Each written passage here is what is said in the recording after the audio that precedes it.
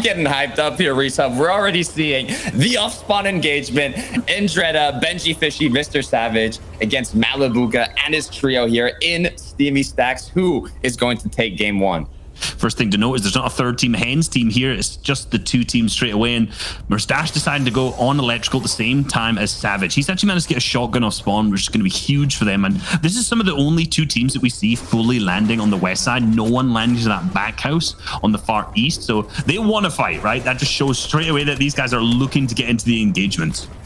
Absolutely. And right now we have Mr. Savage already trying to farm up a little bit of materials because he has an opponent very close by and he has to get into this action quickly. 3 minis left over. Actually manages to take down Shizo here, now making it a 3 versus 2. Takes down Mustache alongside his teammate, now in a 3 versus 1, getting the shakedown. Indreda has to push in instantly or else he's not going to be able to come out on top in this engagement. However, Mr. Savage has the HP advantage, the shield advantage, the weapon advantage. There's going to be a very difficult engagement here, but it looks like they might even have already taken this battle race. I mean, this is a 3v1. It's almost over. Yeah, you got to be careful though, because Benji's obviously super weak. So is Indra at the same time, and it could easily switch them around. So they're doing a good job of disengaging, trying to heal up, make sure they don't push in too early. The last thing you want to happen is just to like have Benji Fishy just looked at, right? If you just nip him, he's out at this moment. So the remaining player on the other team, and for Malabuka being the one left, or Mustache, sorry, I can't remember quite which one it was. Like, you got to be careful. He's still an incredibly good fighter, and like the 1v3 is still absolutely possible. Now that they're healed up, they're going to change things up and just get straight into it. Yeah, I mean, the downside was Benji Fishy had to spend the time to use his medkit, but the positive for Malabuka here, which is the last opponent alive, is he's had time to loot up, get shield, but unfortunately, that is not going to be enough to take down all of Benji Fishy's trio. Knocks down Indreda, but you can see a little bit of the fun going on there as Mr. Savage hits him with a little bit of an L dance after securing that last elimination for the trio. It's good for them. They've hugely gained 18 points off the rip at this moment. So 18 points is massive swing for the leaderboard so far. Now they're in their element. Same thing with Bad Sniper and Laxus' team here over in Lazy Lake. These guys won the first engagement. I mean, only with a single elimination action as Force is picked up. So I'm thinking there's been a disengage down south, and you can see exactly what we were kind of predicting has ended up happening. There's a team moving on in from the crash site down below. That's potentially Floki, Clement, and Deciptos. We could also see the contesting team still having members here as well. So there's definitely going to be a fight that's going to happen real soon. Something's going to happen. So what I like about that crash site so much is that there's a lot of loot, a lot of chests, and you can loot it very quickly. However, there's not a lot of cover, right? There's no buildings. There's no very large, units that you can use to kind of hide beside if you end up getting in an early game engagement. But if you have a crash site uncontested and you're able to loot it up quickly, you'll have more loot than the opponents. You're going to go third party, and they might even have less shield because they could have been in an off-spawn engagement as well. So if you're an aggressive trio and you like playing for those early game eliminations, crash sites are amazing drops. But take a look here. We have Faceless here in the stealthy stronghold in an early game engagement race. Yeah, it seems a bit of a team switch up for them with Vidil on their team rather than one of the opposing teams. So I want to see what's happened over on Noah's team right now, because I did hear rumors, or it was actually Noah himself saying that Vidil was ill, so they weren't looking to play with him today. I'm not sure that's true if he's managed to make it through onto this opposing team here. So for Faceless and Kirox, like, they've obviously picked up a single Elim here, but I'm trying to figure out what the rest is. What's happened here? Because that's the second time we've moved over to POVs and there's only one Elim, so teams are dipping. I'm not gonna lie, I didn't say Vidil because I was kind of lost a little bit. I was like, wait, is that the real Vidil, or did somebody change their name and this is a different one? Because obviously we're used to Vidil playing with Noah Riley and his teammates, so seeing him on a different trios, it's a little confusing, but things can happen. But right now it seems like they've secured one elimination. They are gonna have to reboot Vidil here, but they're taking a little quick scout beforehand to make sure it's safe to do so, and they'll be able to get that reboot, continue playing, and now they have a bit of Storm Surge, so that's good for them. Yeah, so far the team's playing obviously aggressive off spawn. Like, all the contestation has definitely gotten into a lot of engagements, but we're not seeing like player numbers drastically drop so far. So maybe 84. I'm wondering if this first one's going to go down to Storm Surge or not. We'll obviously have to keep an eye out and actually figure that one out.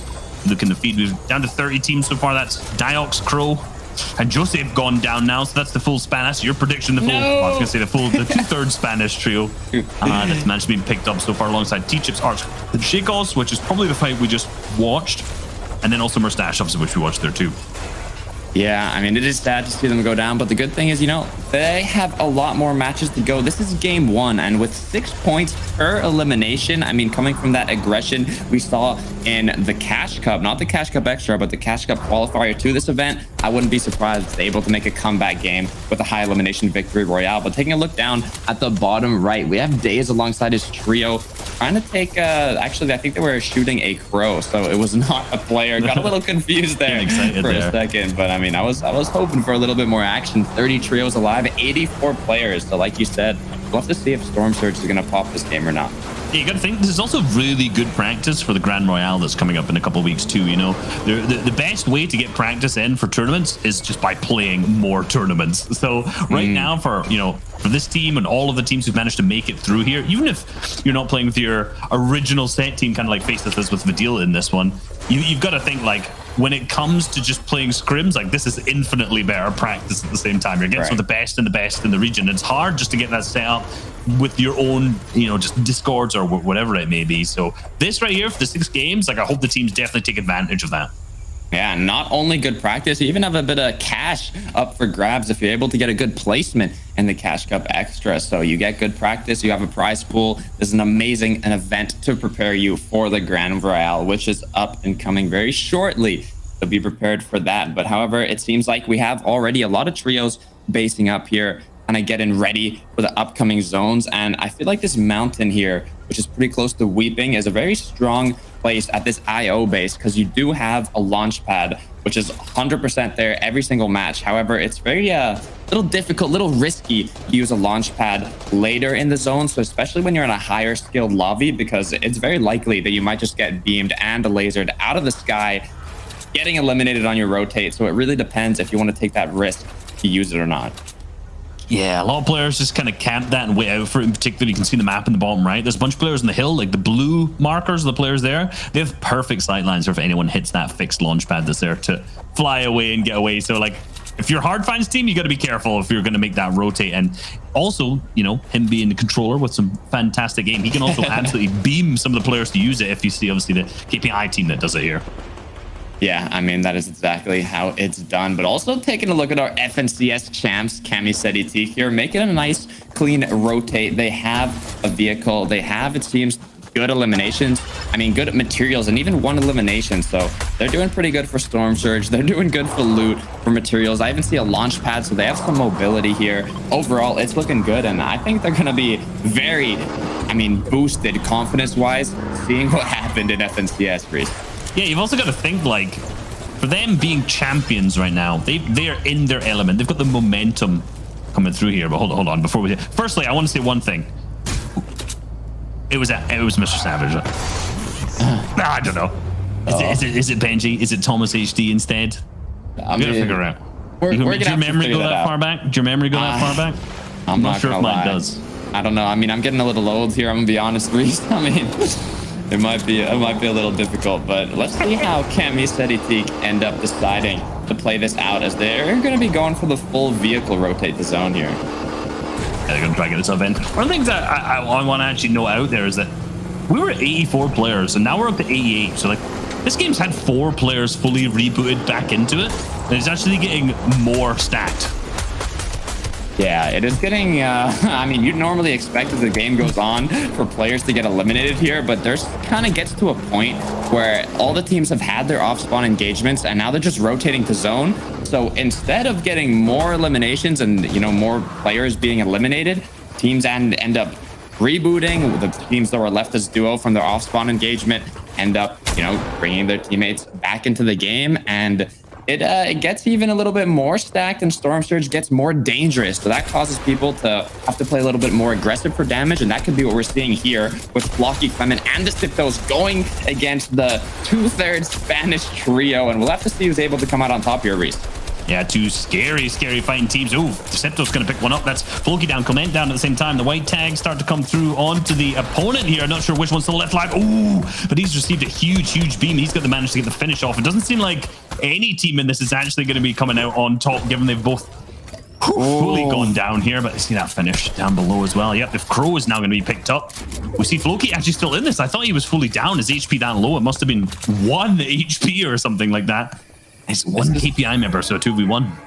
This is going to be very difficult for Jose, though, because he is in a 1 versus 2. And although Floki does not have a lot of HP to work with, he has a med kit. He's going to be using it, which is going to pressure Jose to make a decision here. Does he go for a little bit of a maybe 1 reboot card, not able to get all of them, and disengage? Or does he go engage instantly here before Floki's able to heal up? But it looks like he didn't take the decision to engage instantly. Floki has popped the med kit. Now he's in a big disadvantage, and Jose's going to have to do a 1 versus 2 without even having the shield advantage.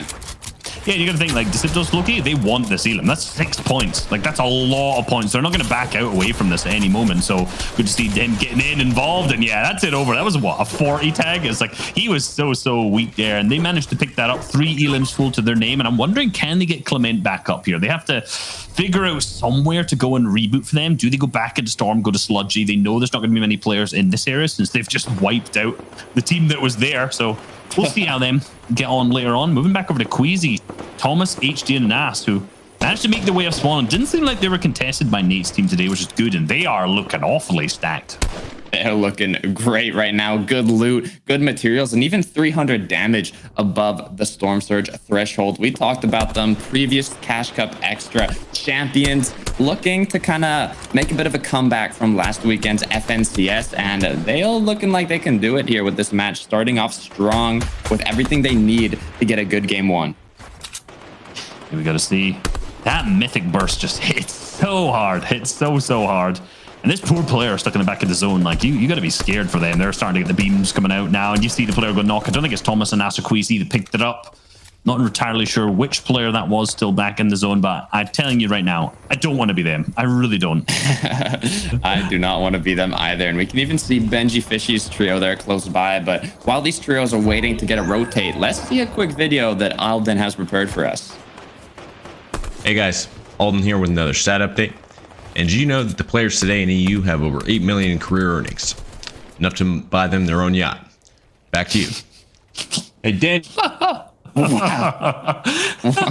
I mean, I'm loving these. I don't know about you, Reese, but I am loving these stat updates from Alden. But I was like, when he came in with a yacht, I'm sitting here thinking, I'm like, this is going to be some, like, this is how many boat Elams a team has, or how far players have rotated on a boat. But no, he's just flexing on us with his boat yacht location.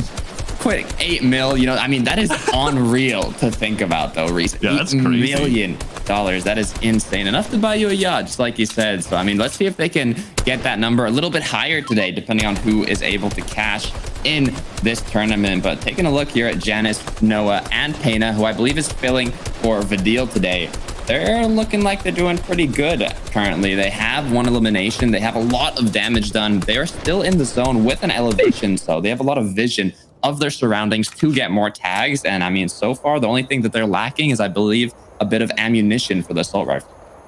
Yep.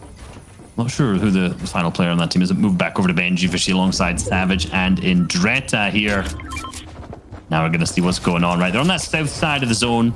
93 builds their name. Now, one of the issues that these guys do often have in the mid game is that they use a ton of materials and their positioning isn't that deep, which means that they then have to take a fight later on. So for them, I want to see where they end up going here. Unless they get lucky on the zone pulls, like if they pull down to the south or something like that. I don't know, but you can already see them going for Elams. I already see them going for tags, and Benji's looking out, but you do notice, obviously, that the automatic sniper rifle comes out, trying to spray through all the way. And missed all the shots. It could be absolutely deadly. Oh, it's very deadly if it can hit. So although it has travel time, if you're able to connect at least 3 shots, even get some headshots, I mean, you can almost just 200 to 0 a player if you have the aim for that. But I mean, you got to be careful as well. If you're peeking, if you hear that sound, you see those bullets coming towards you, you know it's a danger. But we've seen a lot of trios begin to use this for Storm Surge. But Reese, take a look. We got some results. No way. It was Mr. Savage. I would have never guessed that. Definitely didn't accidentally say that when it popped up, but who would have guessed? You know, no spoilers here. Hold on, I'm sorry. If you were one of the ones who voted, I baited it for the chat, and if you voted otherwise outside of Mr. Savage, come on, guys, I sold it. I sold the bread. I mean, you know, you can sell the bread the first time, but you got to wait a little bit for the next time, and then you know, we can make a little bit of recovery there. But actually, look at that. Hen is gonna go down. I believe they were doing the alien kind of bubble, but Sideways, however, yeah, they have been eliminated coming into zone. So I'm kind of curious to see what happened there. Maybe they wanted to recuperate a bit of shields, because as you do eliminate those aliens, I mean, those zombies, you get a bit of shield back. So it's a good way to recover if you don't have a lot of loot. However, it is also dangerous, especially when the zone is closing in. So I wonder what caused them to take that decision. Probably a rough mid game, if I was to guess correctly. So for them, I mean, their first game's over, in particular after winning the Cash Cup so far, the qualifying Cash Cup on Monday. So it's a bit of a rough one already going down in the first game. So it's gonna be rough for them to try and win over. If we move over to Diablo, Milo, and Cisse. Bit of a team change up with this one, I'm pretty sure. We've seen we've seen a lot of team change ups this Cash Cup Extra, haven't we, Reese? With Vadil filling for another team, Noah and their teammate has a fill as well. I mean, there's been a lot of interesting mashups, but I mean, it'd be even more exciting to see if one of these interesting mashups ended up doing well and getting a good placement in this Cash Cup Extra. I mean, that usually happens. There's usually teams that, you know, there's the big all-star teams, the big top teams of the region that everyone always predicts to do well. But then when it comes to like the actual final leaderboards, you go, oh, usually that's not the way it fully ends up working out, right? You have a ton of these other ones that are popping off, and it could be Diablo's team. Obviously, they've got an elimination to their name already. They're currently below the first threshold. It's a bit worrying. Their material's looking a bit low in the first game, but maybe they can clutch it on back up. They have had a player over peaking big time, and it's heavy. Gets the triple dink with the automatic sniper, and you cannot be over peaking that hard, or you will be punished by the auto sniper. I mean, we were talking about how dangerous that auto sniper can be if you're able to connect at least 3 shots, and that is just what we saw happen there, instantly annihilating his opponent. Might not be able to get the finish, but at least they've got a lot of damage done. Meanwhile, we have another teammate here, ADN Hardfind and Styrix, who have 341 above the Storm Surge threshold, already with 5 eliminations here in the 4th zone. And with those, I mean, Chili Chug Splashes, launch pad, they have everything they need to get a very strong first game here. Yeah, they're absolutely stacked to the gills. We need to figure out where that 5th zone's going to pull, though, and will it favor them? Will they actually have to use any of these pads? It pulls fully to the south, which, if you remember, that was basically where Benji Fish's team was located earlier. So, you know, Benji RNG, no surprise right there. So we're going to have to see when that launch pad comes out from them. They're going to try and go for a triple spray down, though. There's teams up above. They're trying to drop them straight into the box. This is teams that are going to do very, very well if they're looking to be this aggressive this early on. They know the elimination points are worth a ton, and trying to get quick drop down plays like that is so valuable. But here we go, they're setting up for the launch pad there. Notice they don't want to short, they create an own box for it. Yeah, they've hit the pad over, and we'll see where they end up going. Now also the trios which are above them are going to hear that launch pad, maybe even try to recycle it, but it looks like we have an engagement here. We have Nate going straight into the box against SLQ here, against Vegan, who both go down the Nate's trio. And now if they even remember, they can actually reuse this launch pad under them and keep the rotate going. So that is a great bunch of eliminations that they just picked up. Reminder, 6 points per elimination for this format. That's it now. Cisse's team and basically the rest of the lobby all going to hit the launch pad too. They're trying to take a not swing around the mountain on the left, which to me suggests that they're going to start playing a pretty high layer here up on height. Maybe not fully height. Yeah, they're going to tarp the way. And a lot of the players now underneath them in the lobby, so way down below. So I do want to see, like, man, if they get a good pull back up. So if this next zone pulls north, like, they can already get way ahead of the zone using those Chili Chug Splashes, which can really benefit them because you can already see they're low on the materials. So they're setting themselves up into a really good position to be able to rotate if that next zone pulls north, or really to the east as well. Yeah, I mean, they're pretty much ready for anything, but I love how well they're playing aggressively, just like this harpoon trio that we're taking a look at here. But be careful. I mean, that harpoon's not only for loot, not only for floppers, but it can also be for players sometimes. But also, take a look at this 5th zone high ground resub. We have Janice, Noah, and their teammate here filling today on the high ground. So if they're able to pull first moving, this could be huge for them, as there's also no trios on the opposite side of zone. I am not surprised at all that they've managed to claim height at this point of the game. If anyone's going to do it, it's going to be them. So let's see how they end up going. Yeah, the zone does pull all the way up to the north here. So that is going to benefit C6's team, like we mentioned. Also going to benefit Janice's team, who is still up on height now, too. So this could be a huge victory royale for them. Let's see for ADN's team, who's already popped off with a bunch of eliminations, what they can do out of this. They're obviously going to be way, way above that Surge once it ends up changing. Maybe not. Are they below Surge? They are below Surge with 5 eliminations. I thought that was just loading the time it takes to load, but no, they're actually below. I'm with you there. I thought they were 100% going to be above with the amount of eliminations they have, but you can see just how stacked this first match of the Cash Cup Extra is. I mean, it's looking like a Grand Finals FNCS match recent. We're just getting in the first moving of the first match. Yeah, the player's been aggressive, and that's obviously going to mean that other teams that haven't managed to be so successful are going to be way down below on the Surge. And we thought that 5 elims would be enough, but absolutely is not. We see Stacey going down in the feed. Zico's team has now managed to take high ground with SD and Slove, who did very similar things throughout the last season so far, and this is shaping up to be a great first game. If we look down on the low ground, the far bottom left, see Queasy's team down there. ADN's team now even further below now. 7 players still need to go down. This is not looking good for Hard Find, ADN, and Stire 6 here, who have 190 damage below the Surge with their eliminations. They're looking for drop downs. They're looking for angles. They're looking for any connection they can get on an opponent for that damage. Now only 100 damage left, but there's also only 4 players that have to be eliminated for Storm Surge to stop ticking. But now the whole trio's cracked. They have to decide if they're going to pop minis here and tank it, or they're going to go for more damage. You got to think there's only 2 players above or below the Storm Surge, and that's going to be them, unfortunately. So they're the only ones being pressured. So they have to wait for another team to be fully picked up, and they're not being pressured, but they drop the player down. It's Diablo, and they managed to pick up the other player in the box at the same time. So that's 2 huge eliminations, which are going to add up big time when it comes to leaderboards. But they're stuck in a difficult situation, getting pumped in the back as they try to rotate through, and they're being shot from Zico's team up on the high ground. Oh, Zico's team controlling that high ground like no other, but also take a look at the mid ground, Reese. We have Cammy, Seti, and Teak. They're still alive. They're still hungry. They still have that confidence coming from FNCS, but also Benji, Fishy, and Dread and Mr. Savage, who were the champions of Steamy in this game 1. They're looking to take home not only the early game, but also the late game.